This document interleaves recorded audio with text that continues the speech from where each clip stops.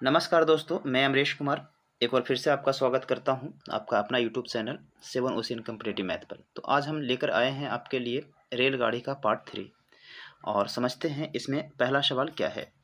तो पहला प्रश्न ये कह रहा है कि एक रेलगाड़ी बिना रुके 70 किलोमीटर प्रति घंटा की औसत गति से और रुकने के साथ 56 किलोमीटर प्रति घंटा की औसत गति से चलती है। तो रेलगाड़ी औसतन प्रति घंटा कितने मिनट रुकती है। तो आप एक चीज़ हमेशा ध्यान रखिएगा, कभी भी अगर आपके एग्जाम में इस तरह का प्रश्न पूछा जाए तो कुछ नहीं कीजिए, एक आप लिखिए बिना रुके चाल क्या है। तो आप कहेंगे सर बिना रुके चाल जो इसका है वो है 70 किलोमीटर प्रति घंटा। और आप देखिए रुक रुक कर चलती है जब रेलगाड़ी, तब ये कितना के स्पीड से चलती है, तो कहेंगे रुक रुक के चलता है तो ये 56 के स्पीड से चलता है। तो आपको अगर इस प्रश्न को बनाना है तो कुछ नहीं कीजिए, इन दोनों का डिफरेंस लीजिए उसको ऊपर, तो 70 और 56 का अंतर जो आएगा वो आएगा 14। और जो ओरिजिनल चाल होता है, तो ओरिजिनल चाल होता है हमेशा बिना रुके हुए, तो उसको रख दीजिए नीचे और इसको गुना कर दीजिए 60 से, क्योंकि आपको पूछा गया है मिनट में। अगर आपसे पूछता है कितना घंटा रुकता है, प्रति घंटा कितना देर रुकता है, तो आपको कुछ नहीं करना होता, सीधे सीधे भागा देना होगा। लेकिन मिनट में पूछा है तो आपको मिनट में बदलने के लिए इसको 60 से गुना करना पड़ेगा। अब इसको काट दीजिए, जो आएगा आपका आंसर हो जाएगा। 7 से काटेंगे तो ये 2 बार में, और 6 दूना कितना 12, यानी आप ये कह सकते हैं कि रेलगाड़ी 12 मिनट प्रति घंटा रुकती है। तो आपका उत्तर हो जाएगा ऑप्शन नंबर 1। चलिए दोस्त, तो बढ़ते हैं आज के दूसरे प्रश्न की ओर, और ये भी प्रश्न वही है जो अभी आप लोग पढ़े थे। कह रहा है एक रेलगाड़ी बिना रुके 72 किलोमीटर प्रति घंटा की औसत गति से और रुकने के बाद 60 किलोमीटर प्रति घंटा की औसत गति से चलती है।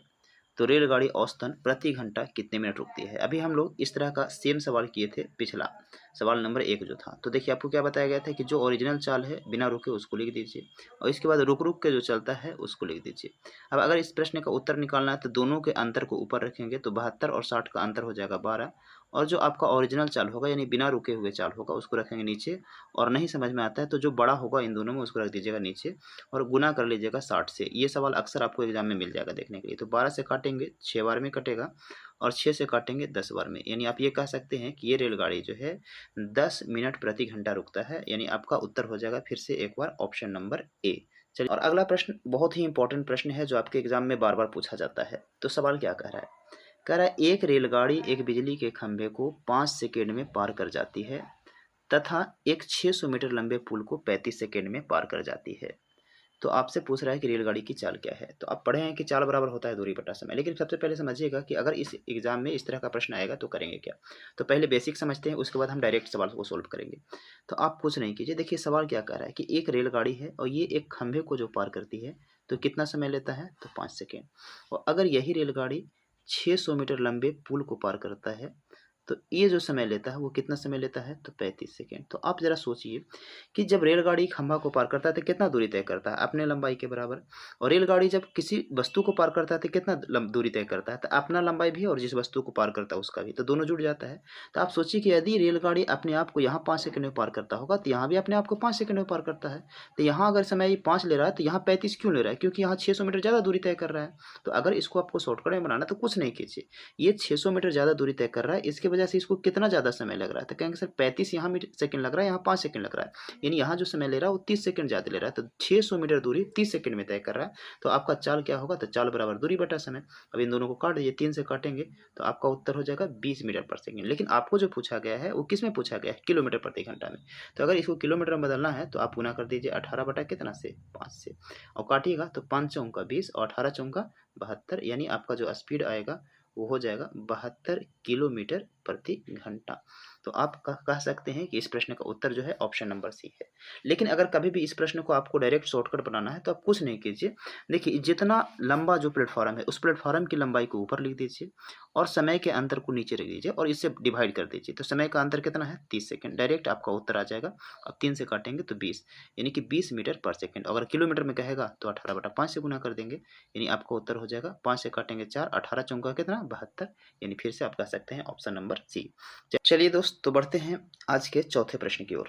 और चौथा प्रश्न ये कह रहा है एक रेलगाड़ी 110 मीटर लंबे प्लेटफार्म को 40 सेकंड में तथा उस प्लेटफार्म पर खड़े लड़के को 30 सेकंड में पार कर जाती है। तो रेलगाड़ी की लंबाई क्या है। तो अब बनाइए, अभी हम जस्ट इस तरह का सवाल नंबर 3 देखे थे। अब इस चौथा सवाल में क्या कह रहा है कि एक रेलगाड़ी है वो 110 मीटर लंबे प्लेटफार्म को, ये 110 मीटर लंबा प्लेटफार्म है और इसको पार करने में ये समय जो ले रहा है वो कितना ले रहा है, 40 सेकेंड। अब कह रहा है कि यही रेलगाड़ी प्लेटफार्म पर खड़े एक लड़का को, यानी ये एक लड़का है और इसको पार करने में ये जो रेलगाड़ी लेता है वो कितना समय लेता है, तो 30 सेकंड ले रहा है। तो आपसे सवाल कह रहा है कि इस रेलगाड़ी की लंबाई क्या है।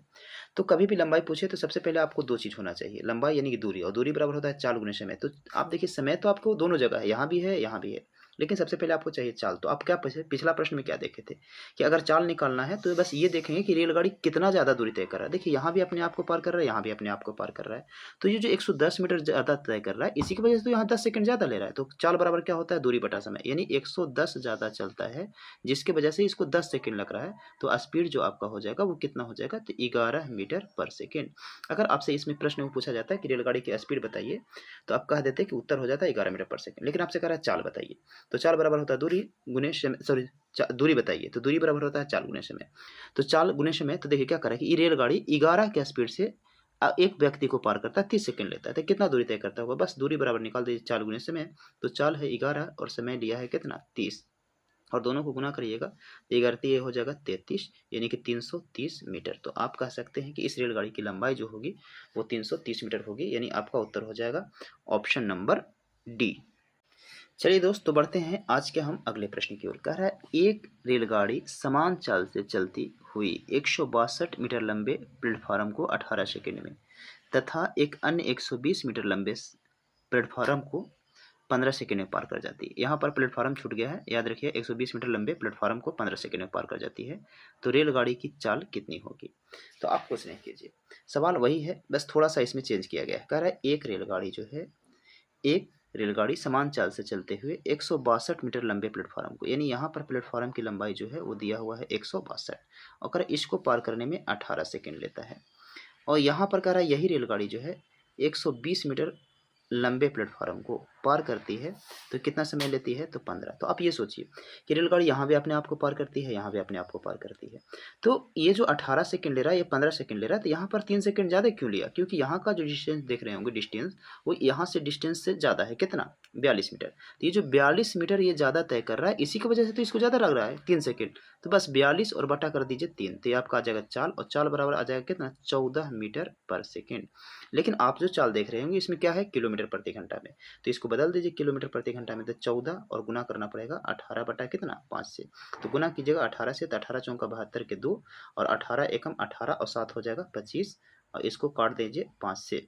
तो 5 से काटेंगे तो 5 बचे 25, और भाग नहीं लगेगा तो 0, और आपका 20 दशमलव बैठाएंगे तो आपका हो जाएगा 50.4 किलोमीटर प्रति घंटा। तो इस प्रश्न का उत्तर हो जाएगा ऑप्शन नंबर सी, 50.4 किलोमीटर प्रति घंटा। चलिए दोस्त, तो बढ़ते हैं आज के अगले प्रश्न की ओर। कह रहा है एक रेलगाड़ी एक समान चाल से 800 मीटर तथा 400 मीटर लंबे दो पुल को क्रमशः 100 सेकंड तथा 60 सेकंड में पार करती है, तो रेलगाड़ी की लंबाई क्या है। तो अब देखिए इसी तरह का प्रश्न हम पिछला बार तुरंत देखे थे सवाल नंबर 5 में।